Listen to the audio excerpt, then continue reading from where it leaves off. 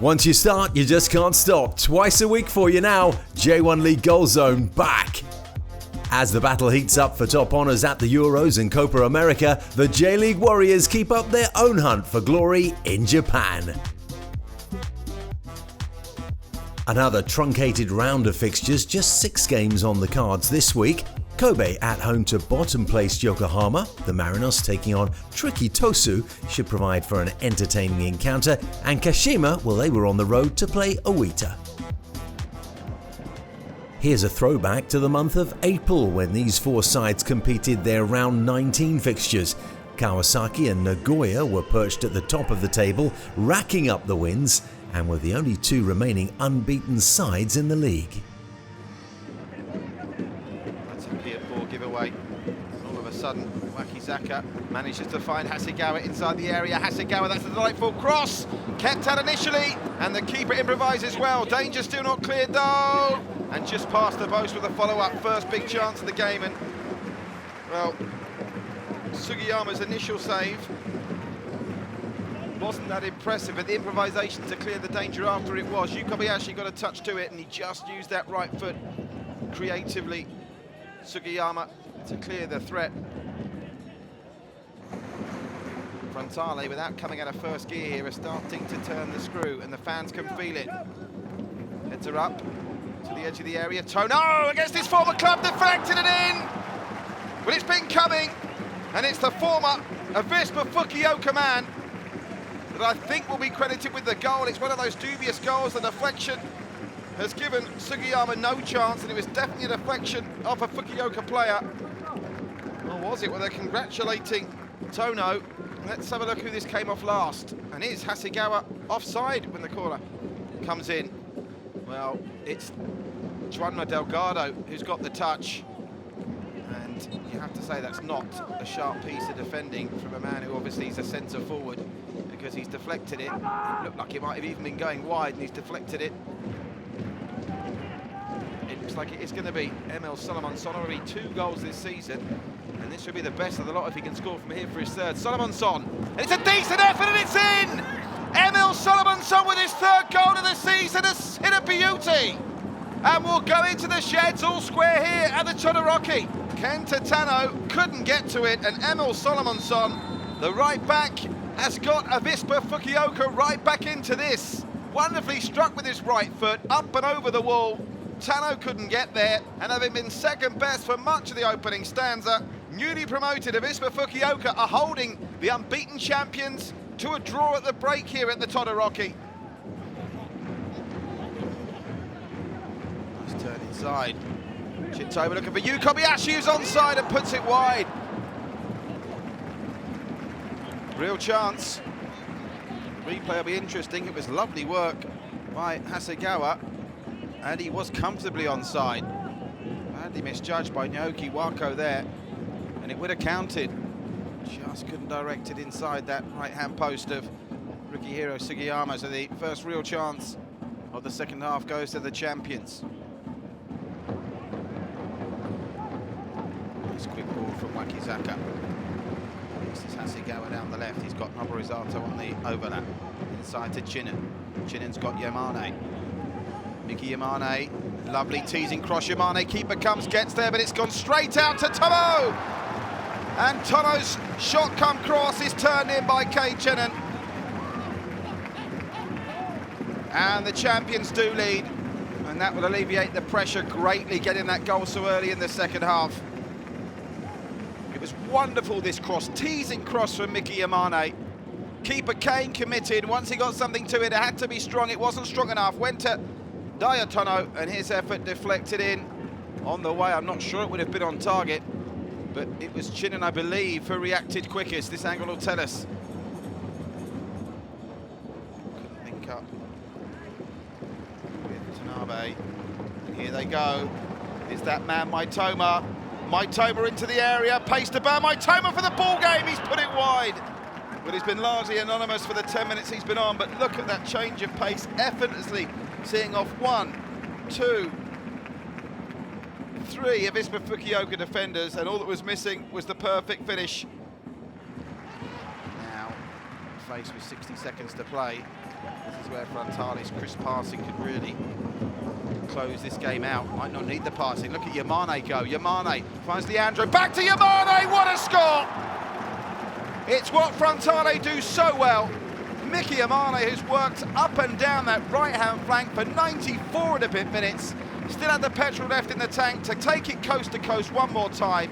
Left the white shirt standing still. Kume not interested in covering. A lovely deft touch. An assist from Leandro. And Mickey Yamane scores his first of the season, and it's probably the best goal of the game. Decent ball fired in. In the end, Osako had to come to the near post to deal with it. It was again fired into that near post area, and just enough there from Osako. Ball fired in, and it's over, everybody, and a simple header. And it's the skipper who makes no mistake. Maruyama gets his name on the score sheet after 22 minutes. Ezekiel creates some space and shoots for goal. Straight down the throats of Langerak. Much, much better from Sanfrecce Hiroshima. A chance here to deliver some quality into the box from Morishima. Azarake and Imazu have come up from the back, fired in. Junior Santos with the header, heads it just wide.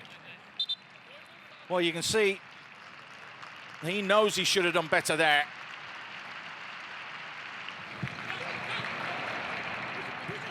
Chance here, a real chance here. Mateus pokes it just wide. Should really have done better on that occasion. What an opportunity as it fell to the man from Brazil.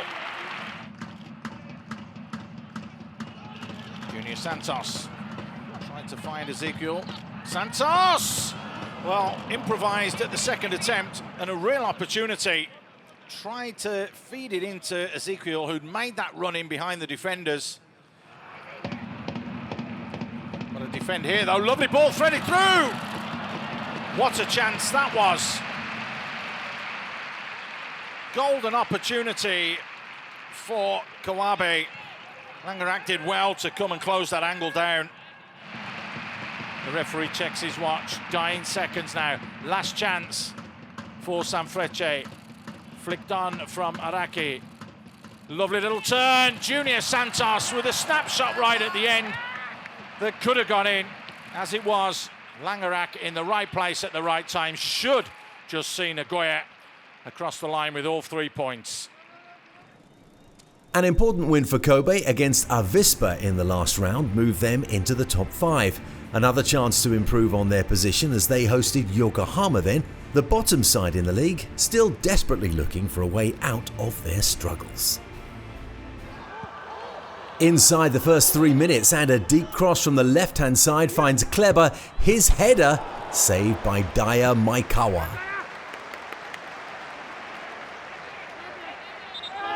It was a bright start from Yokohama. Yuya Tagagi just 6 minutes later, again stopped by the goalkeeper. But against the run of play, midway through the first half, Douglas got his head to the corner to put Vissel Kobe 1 up.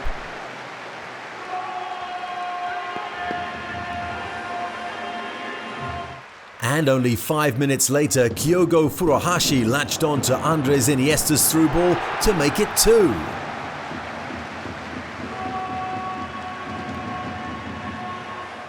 They say football's a simple game, and how about this for a simple combination finished by Furuhashi for 3-0.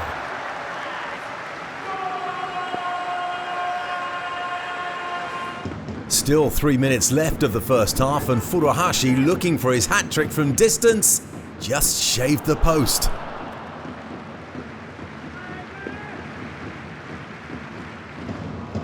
Into the second half now, Furuhashi's ball in, finding Yuto Goke, but the ball taken off his feet by some wily defending.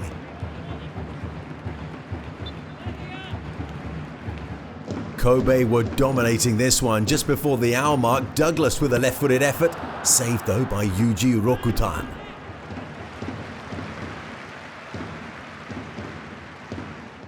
But that couldn't stop the onslaught. Just 3 minutes later, Sergei Sampa picking out Furuhashi. That's his hat-trick and his 13th goal of the season, top of the goal-scoring charts.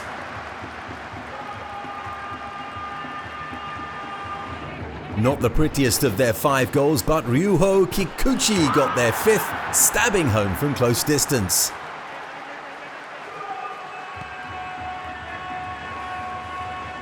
Maekawa in goal for Kobe had started the game well and finished it well too. A couple of super saves denying Yokohama even that consolation they were looking for. 5-0 it finished. The Marinos have been one of the league's best attacking forces, second only to leaders Kawasaki. Sagan's defence had rarely looked in trouble, the best in the league, having allowed just 8 goals. With third place on the line, a classic battle of attack versus defence then, setting up a thriller in Yokohama. Here's Shazad Haq. Well, I think this is going to be a tight one. One of the best defences against one of the best attacks in the league.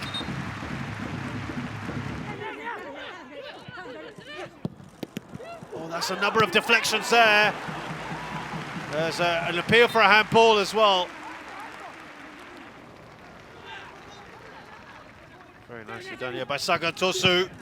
Good ball, whipped in by Koyamatsu. Out for a corner.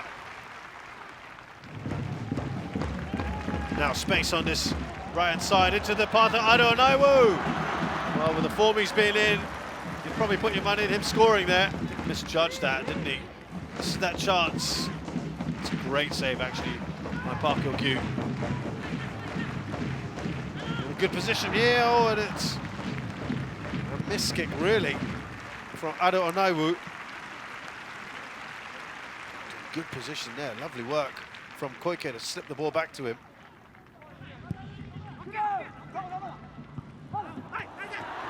And that continues here. Daisen Maeda couldn't really do much to direct that.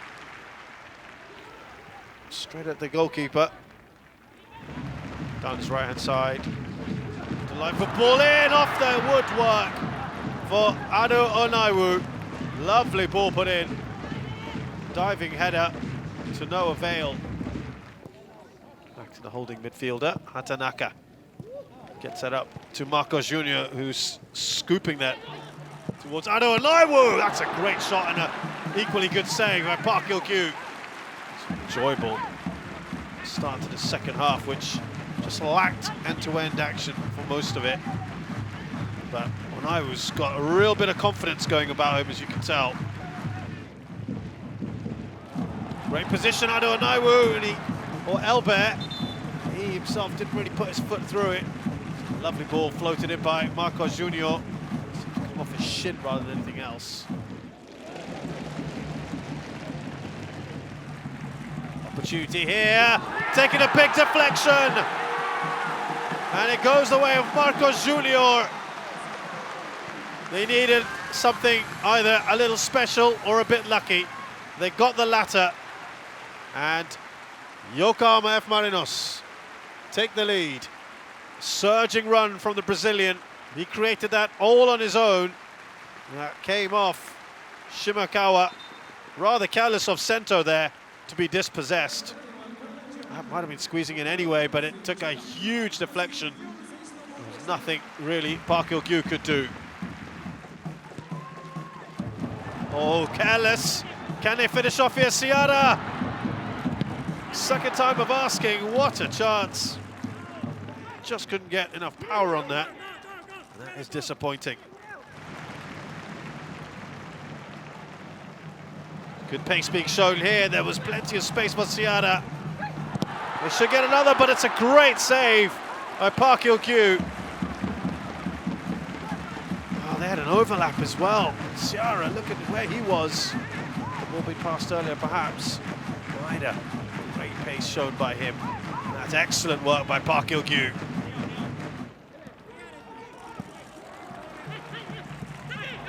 Good position here. Confirmation of that card, and it is a goal. The keeper caught out of position. I'm not quite sure that's what I was trying to do. He has a bit of a bemused look on his face.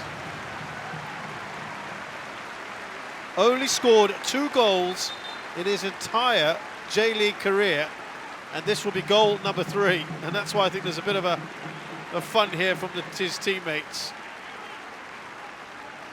Well, his 3rd appearance this season. Yeah, he was trying to cross that. It was a missed kick, and I think his reaction tells you all you need to know. He didn't mean to do it, and he caught Takaoka off guard. Couldn't wrap his foot around it, and sometimes that works in your favor. Well, Yokohama F. Marinos in their first league match under their caretaker coach Hideki Matsunaga start the new reign in winning fashion. We did say it might need something special or a bit lucky. It was the latter for Yokohama F. Marinos, and they beat Sagon Tosu by 2-0. Brilliant work from the Marinos, 4 games unbeaten now, 3 wins in a row, and that moves them into second. More games coming up for you, stay where you are.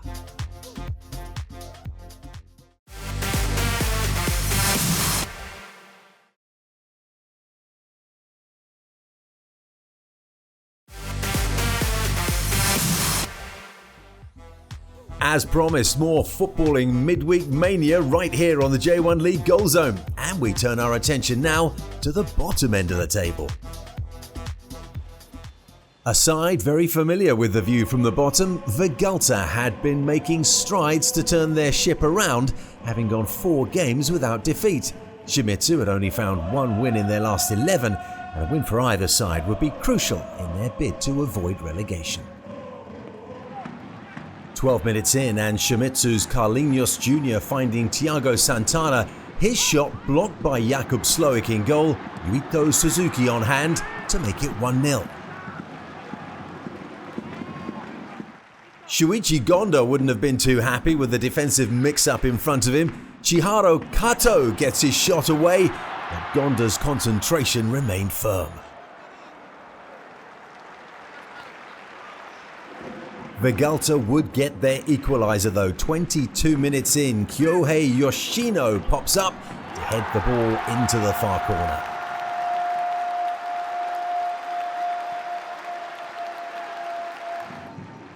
Early into the second half now, Santana's cross from the left-hand side. Suzuki though, his stretch not quite enough to get the ball on target.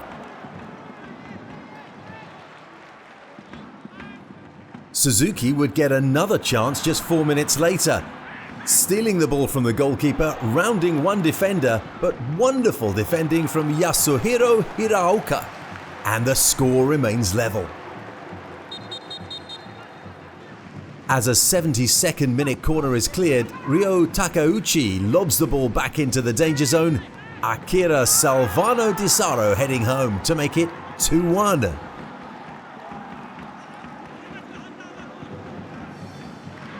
But Vegalta would find their equaliser in the 83rd minute. Yoshiki Matsushita's strike from outside the box, taking a chunky deflection and beating the goalkeeper.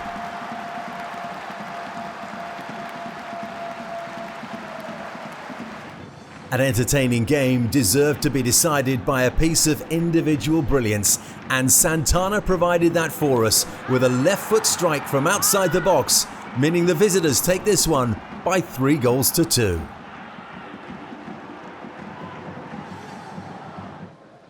Vissel's poor run of form continued as they were edged out by Sanfrecce last time out, which left them with 6 losses in 7. Their opponents Urawa were just coming off the back of an unexpected hit against Shonan, but they'd be expected to produce an immediate response and claim a win against Kashiwa. Just before the half-hour mark, a magnetic first touch from Shinzo Koroke and a delicious back heel, but Koyo Yuruki disappointing with his finish.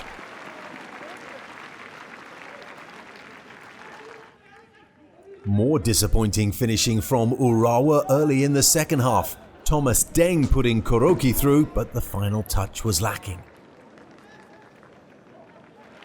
7 minutes later, Ippei Shinozuka's cross finds Angelotti, who fends off the goalkeeper's challenge but can't keep his header down.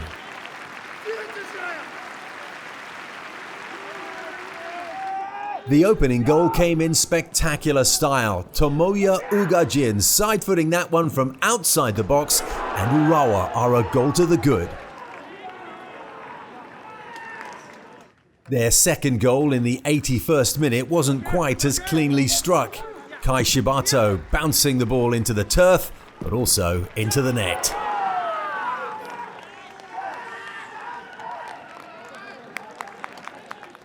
A double episode of incompetence coming up, first from the goalkeeper Masato Sasaki, and then from Kasper Juncker, who looked sure to score.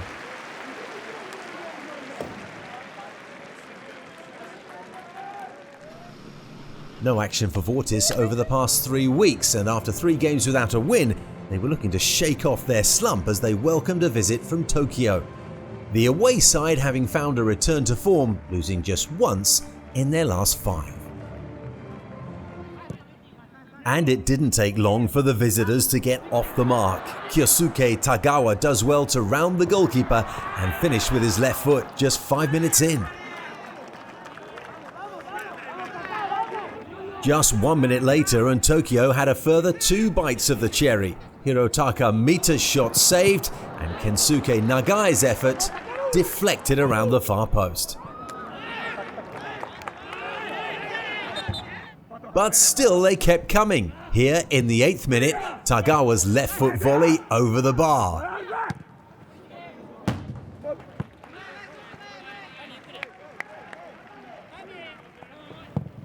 After that harried start, it wasn't until the 61st minute that Tokyo had their next big chance. Tagawa from the edge of the box, left foot again, but just wide.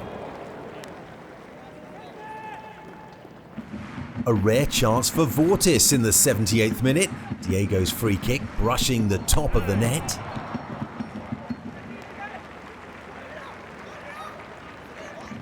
And with 2 minutes left, they tried from distance again. Taisei Miyashiro going just as close.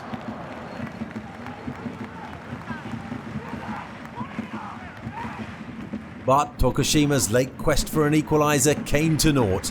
Koki Sugimori drawing a save from Go Hatano in the 89th minute. The 3 points go to the visitors. Relegation-troubled Owita were unable to build on a rare win and fell to Consadole last weekend. With only 1 win in their last 6, that left them with plenty of catching up to do. Their opponents, the Antlers, had suffered a blip of late, but this should provide them with a good opportunity to find their feet again. Stand by for the rarity of a Brazilian in a Brazilian-looking kit missing an open goal. That rarity from Everaldo happened 3 minutes before half-time. But Everaldo gave himself a second opportunity for Kashima to go ahead 4 minutes into the second half. His volley over the bar.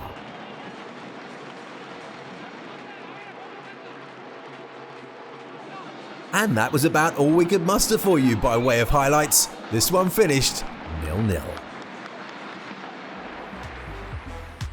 Despite that game, round 19 saw no shortage of goals. Furuhashi helping Kobe to slam 5 past a hapless Yokohama. No such woes for the other Yokohama team, the Marinos earning a massive victory against Tosu. A thrilling encounter at the Urtex saw Shimizu take a 3-2 win over Sendai, and FC Tokyo had another win, 1-0 for all 3 points, this time on the road against Tokushima. After being in second since March, Nagoya finally relinquished that position to the Marinos. Both clubs on 37 points, with the Yokohama side having 4 games in hand. A slip-up from Sagan sees Kobe move into 4th, and they're now a win away from stealing 3rd from Nagoya. Tokyo made it back into the top half amidst a tight herd of teams. Shimizu did themselves a big favour with that win, clearing more air between them and the drop zone. Vegalta still precarious in 16th, a position that could see them easily slip back down into troubled waters in the blink of an eye. That wraps up this edition of the J1 League Goal Zone. We hope you're enjoying all of the football action from around the world. My name's Steve Dawson, and we'll see you next time.